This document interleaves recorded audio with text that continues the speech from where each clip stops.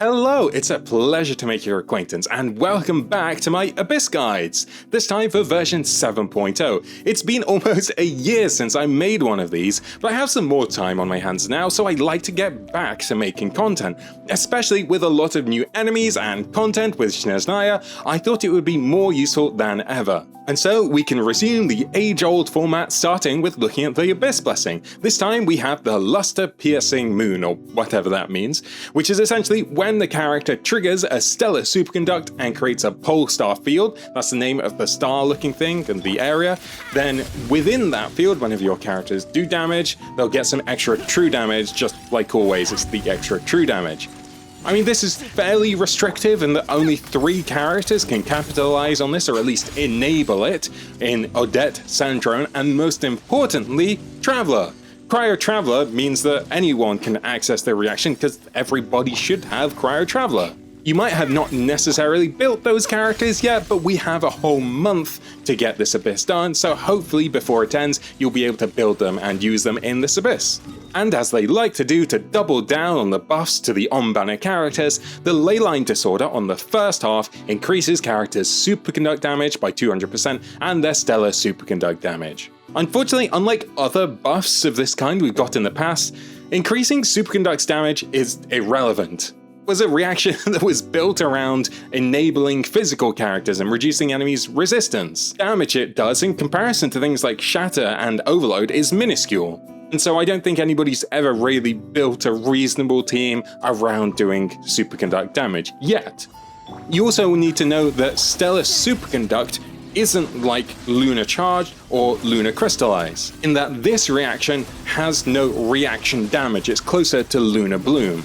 And all the characters that do Stellar Conduct damage do it directly through their abilities.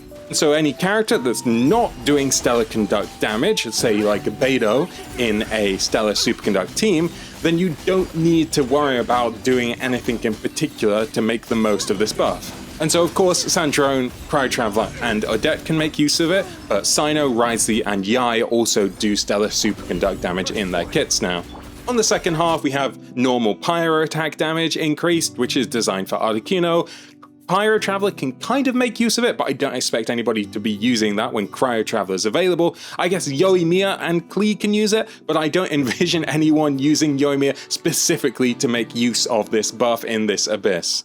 And with all the buffs covered, let's take a look at the chambers. In Chamber 12-1, on the first side, we have lots of Ruin enemies, which means high physical resistance. Luckily, physical damage dealers don't really exist in the game, so that's nothing to worry about.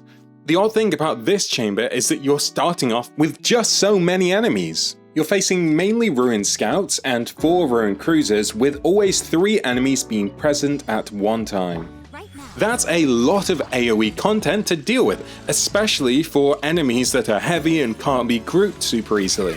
So you'll really want a character that can hit multiple of these enemies at a time. You'll also want to keep track on the little ones, the Ruin Cruisers, because they can dash away from you quite easily. So either focus them down or be aware that they're going to dash away and be able to get to them when they do that. If you're wanting to use the Stellar Conduct characters on this side, using a character like Snezhnaya is going to be a lot stronger than Wriothesley, who's only really able to hit 1 of these enemies at a time. That means he has to do triple the damage, because instead of having to hit 3 at a time, he can only hit 1. After you defeated all of those Ruin Sentinels, we're onto the classic Perpetual Mechanical Array. The PMA is a very old boss. When it gets down to around 30 to 35% HP, it will queue up its main mechanic next, and you won't be able to damage it below 30% HP before that mechanic's complete. If you just wait 40 seconds, it will start this main mechanic anyway. In this mechanic, it becomes immune to damage as the core and then splits up, and the rest of it turns into 4 Ruin Sentinels, 1 of each type. You can disable them by hitting their cores, but the main thing you want to be looking for is the glowing ring of runes around the base of one of them, because that's the only one you need to defeat to solve this mechanic. Ideally, this ends up on either the Snake or the Cruiser, the small one, because those have about 70% of the HP of the other 2. The best thing to think about when this mechanic happens is how to get these enemies to position closer to the boss. You can make the crab jump towards you, the snake will tunnel towards you, the cruiser or the little one dashes directly away from you so you can make it dash towards the core of the boss, and the jellyfish will slowly bounce over towards you. Doing so means you're prepared to hit the core as soon as you defeat this ruined sentinel. So when you defeat that specific ruined sentinel, it's no longer immune and has all of its resistances dropped by 50% for about 15 seconds. We'll still lull on the ground for about 5 seconds before it starts the whole mechanic process again. While side 1 is all Inazuma enemies, side 2 is all Fontaine enemies. We have a mech into Copellius. The mech doesn't have high resistances, Copellius has really high resistances to both Anemo and Cryo. The mech, you can apply Osea to it to remove its elemental infusion, making it less dangerous, but it's not really relevant. Its spin attack is a bit annoying, you might want to stay out of the way or get some interruption resistance for that, but it's minor, it's just an elite enemy. What we need to focus on is the boss that comes after, Nemesis of Copellius. Copellius, after about 10 seconds into combat, will summon a cryo ward on itself worth 8 units. Then after about 15 seconds-ish, it will refresh this ward, doing this twice more. The ward itself can easily be broken by Pyro. 8U really isn't that much. That's 1 Bennett skill and 1 Bennett burst, because all of Bennett's abilities apply 2 units. The other option to break the wards is with 1 hit of Osea, which you can get from characters like Chevreuse or Farina. After you've broken these 3 wards, you'll have about 40 seconds of it just doing generic attacks before it starts this mechanic again. Some side notes: hitting Copellius with Osea 3 times will interrupt whichever the current attack is and paralyze both it and Coppelia for about 5 seconds. Talking about Coppelia, when Copellius throws Coppelia, the female dancer, off to the edge of the arena and they spin around, they can do some quite dangerous Anemo slashes, so try to keep your eye on them and dodge those attacks. Right, on to Chamber 12-2. On side 1, we're finally facing some brand new enemies, and unsurprisingly, it does benefit you to take Stellar Glimmer reactions here.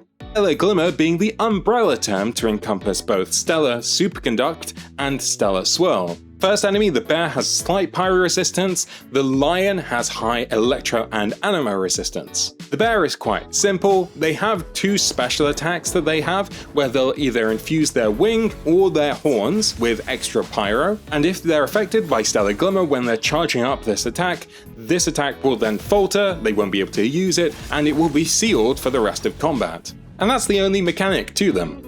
After this, we're onto one of the brand new bosses, the first time in Abyss, the Chimeric Winged Lion. Very soon into combat, the Chimeric Winged Lion will summon an Electro Ward worth 12 units. Just like usual, it's immune while it has this ward.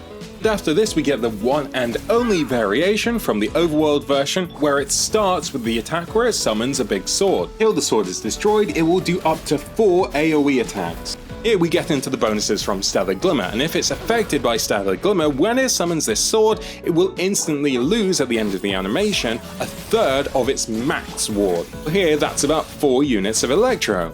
Just makes it easier for those Stellar teams that have Electro characters in them to destroy this ward. It's kind of compensating for not taking, say, a purely Pyro team that would be a lot better at dealing with an Electro ward. Then it will become stunned for the usual 15 seconds, losing 70% resistances. After this, it will get back up and it will fly off around about a third of the arena, firing some projectiles. It always flies in the direction that it's facing when it gets up. And ideally, you want to move over to where it's going to fly to, because after this mechanic, it fires 2 beams in front of it that do quite a lot of damage. If you've moved over to where it's going to be, you can just stand behind it and completely avoid these. After this, it will start its second main mechanic, where it summons 5 Anemo orbs around the arena near to it. It will then, after a little bit, try to absorb these Anemo orbs, and just like the Suwani or the Weenut, you want to infuse these orbs with an element, be that Pyro, Hydra, Electro, or Cryo. Do it just by hitting them with the element. You need to infuse at least 3 of these for it to fail this mechanic. Fails the mechanic, it has another one of those vulnerability phases where it loses all of its resistance and stays on the ground for about 15 seconds. Either go around and hit these manually with a catalyst user, or you can just wait for them to get close and kind of hope that you hit them passively as you're doing attacks to the front of it. But this mechanic works very differently if you trigger a Stellar Glimmer reaction. If you do that, this mechanic instantly ends, the animal orbs all disappear, and it takes 15% of its max HP. On the other hand, if you fail this mechanic, it will fly across the arena once more, and then it will continue with its regular attacks. What I mean by regular attacks is after this mechanic's completed, either passing or failing, it will resummon that Electro Ward on itself and start this cycle all over again. Because we're starting a cycle all over again, that's the mechanics of this boss complete, so on to side 2. Onto side 2, it's a bit of an odd orientation of enemies. We have a Abyss Baptist followed by an Abyss Mage. The Abyss Baptist, though, does have some important wards on it. It has a Pyro, Cryo, and Electro ward, meaning you'll need characters that are capable of breaking all of them. Because we had Cryo wards in the previous chamber, and we've gotten a Cryo Abyss Mage, ideally you're already taking characters that are able to deal with those Cryo wards, i.e. Pyro characters. Pyro characters will also be able to competently deal with the Electro ward that it summons. It means you're only left with a Pyro ward to deal with, the first one it summons. To do this, you can take an Electro character and an Overload team, you can take a Hydro character and a Vape team, you can take a good amount of Cryo and a Melt team. Mechanics of the Baptist itself aren't too complicated. It summons these wards, it's immune while it has these wards, and you get about 2 to 3 seconds between these wards to do a little bit of damage. After breaking all 3 of the wards, it will then be stunned for about 16 seconds. It doesn't lose any resistances, but you don't face the wards anymore. Then it has a bit of time, it gets back up, and then will start the whole mechanic again. The only attack it does that I would be particularly wary of are the Electro ones when it fires some orbs at you. If any of these orbs hit you and damage you, you will lose 20 energy from every character on the team. Say damage, I mean if you're shielded up, then these don't affect you. As I mentioned earlier, after you've defeated the Baptist, you're facing one Cryo Abyss Mage. This has a Cryo ward of 12 units, so you just need to be able to destroy Cryo wards, which you should already be able to do. We're onto Chamber 3 already. Side 1 is the kind of most peculiar boss. This is the local legend, a new one, the battle-hardened chimeric Volkodlak Archer. I probably said that completely wrong. Volkodlak? I don't know. Anyway. This enemy has a little bit of cryo resistance, which is kind of odd, but they have a little bit of cryo resistance, and there's a slight advantage from taking Stellar Glimmer reactions. Archer themselves only has 3-ish mechanics to them, which they kind of do in a random order. The first one is the only thing it has in common with the elite version is an attack where it infuses its bow with cryo and does a big cryo attack where it fires 3 projectiles at you. These projectiles go very fast and have really good targeting, making them pretty hard to dodge. Shielding with cryo shields, using your iframes, or getting lucky and getting a good dodge is something you need to think about with this attack because they do quite a lot of damage and hurt. One of the 2 advantages of bringing Stellar Glimmer to this fight is that it causes the enemy to completely miss this attack. No backup, huh? About the accuracy of a Mualani burst, they just go flying off into the edge of the arena, so you no longer have to concern yourself with this mechanic in any capacity. Which is quite nice as a Glimmer thing. I won't go into it here, but I really like these new enemies. The other mechanics, which I mentioned were a little odd, are related to branches. The first one being sometimes it will disappear, teleport or burrow underground, I think, and briefly hide itself as a branch. When it does this, abilities like Oz or Yai's turrets or Mawika's skill will target where it used to be and not where it is now, all these kind of passive abilities. They all miss it. Instead, you'd ideally want to actively be damaging this branch that it's moved to. This is because if you destroy the branch with that manually targeted damage, it's then stunned for 12 seconds and loses 50% resistance. This is not the easiest thing to break, and so if you do have a character like Snezhnayan that can just turn to hit it, you can quite capably destroy it. But because it does move a distance, most characters won't necessarily be able to break this branch before it reappears after about 1 or 2 seconds. But you don't really get punished for not doing this mechanic, you just don't get the advantage of stunning it and it losing its resistances. The other mechanic we have are when it summons 2 branches, and this acts a little bit differently to the previous one, as it will stand kind of in between them, cover itself in roots, and gain 150% resistance for 8 seconds. During this time, it's going to start firing a barrage of arrows down at you, meaning if you stay in one place, you get hit by them quite easily and take a lot of damage. And to stop it doing this attack, you can either just run away for the duration, or if you destroy both of the branches, it gets interrupted from attack and gets stunned for 12 seconds, just like before, losing the same resistances. The thing differently about this mechanic to the previous one is that they become a taunt, meaning abilities like Yai's turrets and Fischl, well, Oz and Mawika's skill and all those things which just target on their own, will instead of targeting the branches, they will target her. Because she has all of these really high resistances, that damage becomes a lot less significant, so you want to destroy these two branches as soon as possible. And they'll generally repeat these three mechanics, splicing in between a couple of shots with some arrows. Note I noticed from practicing this boss, if it creates a branch inside a stellar field, that will be a smaller branch, which means it takes less damage to break it. And hopefully that should be it for this boss. On the second side, we have the return of some Abyss classics. We have the Secret Source Automaton. Don't be worried, it's just the elite Hunter Seeker.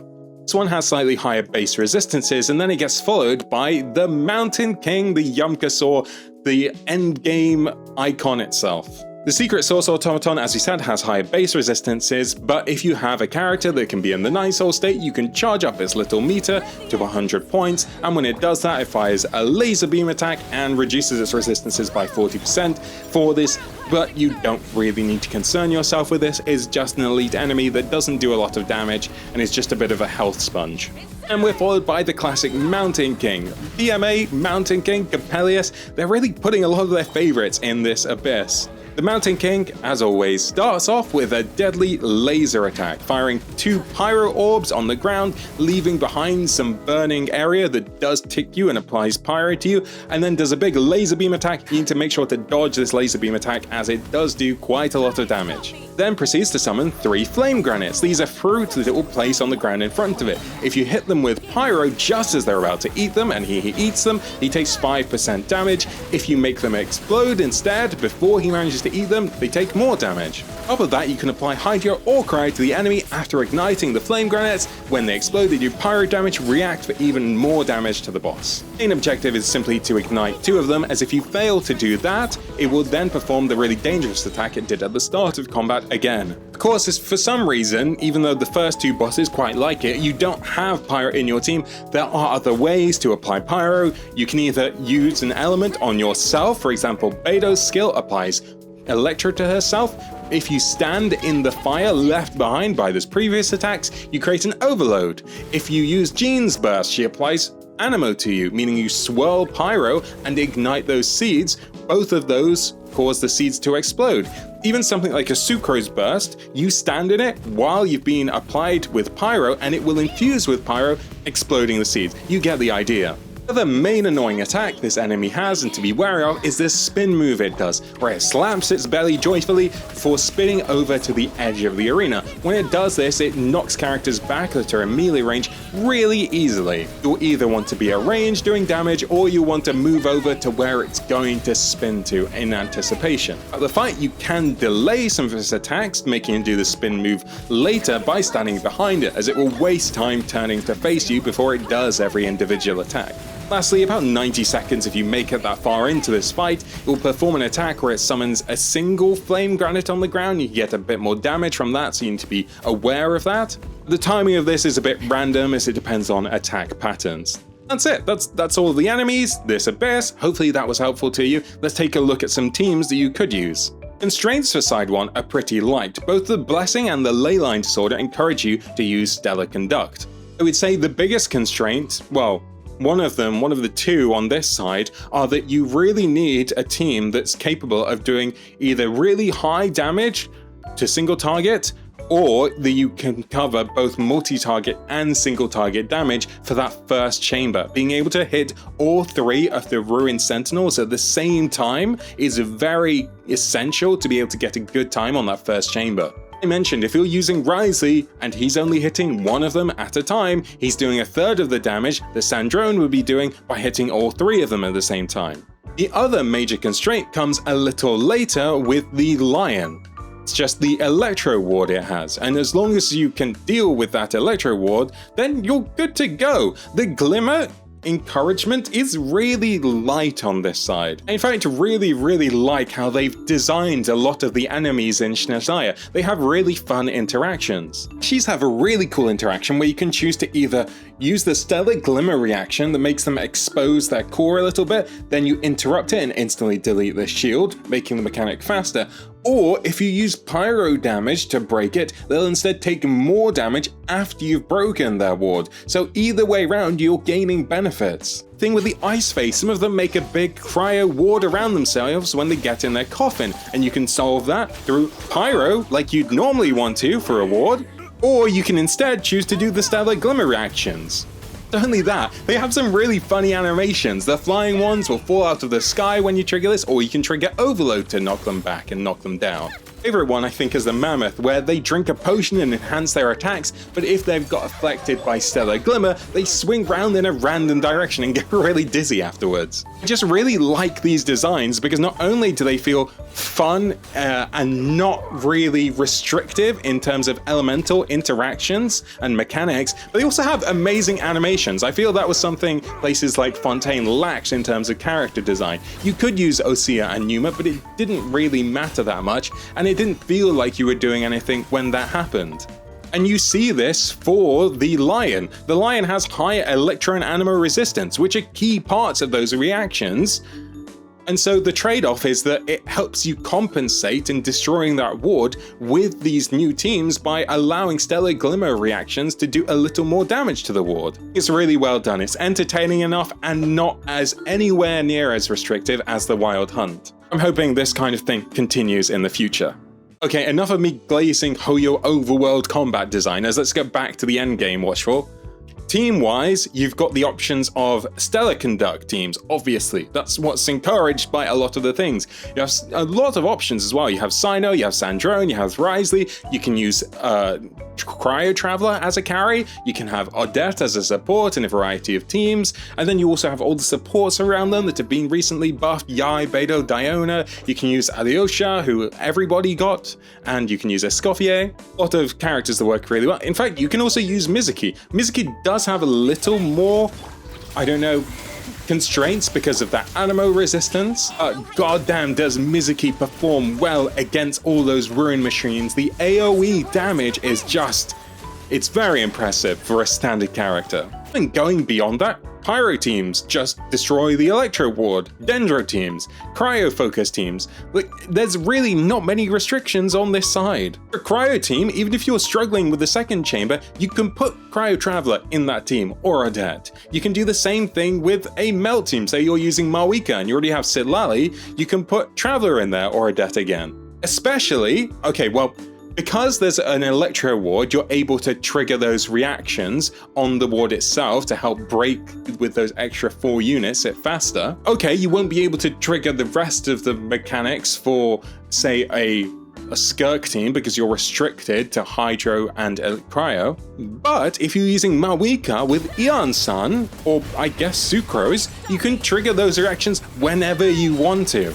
And because you only really need to trigger them about every 20 seconds to solve these mechanics, and you get a bit of buff from triggering the Polestar field, it's really quite nice to do that. Admittedly, I didn't really get to test them that much because I don't have my Traveler very well built yet, but in concept it should work.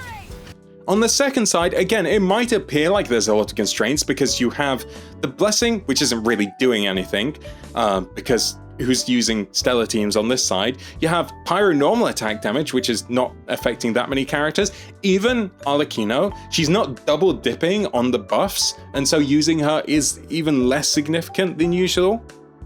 But you have the Cryo wards, you have the Electro wards, and you have the Pyro wards, and that's really all you need to deal with in terms of big restrictions on this side. Probably won't want to be using teams that heavily rely on Animo, Cryo, or Dendro damage because of the resistances that the enemies have. That still leaves a lot of teams. You could play an Ardre Overload, you could play Vape, you could play Melt. I mean, you can play any combination of those characters in other teams. You could play a Mawika Over Vape team with Mona and Fischl, a Hex Mawika team. You could play Durin with Lohan because that would be lots of Cryo application to deal with the Pyro ward and lots of Pyro application from Durin and Nicole. could play an overload team competently like Vesna, and I'm sure that would be more than fine because you have the Pyro to solve the mechanics, you have the Electro for the Pyro ward.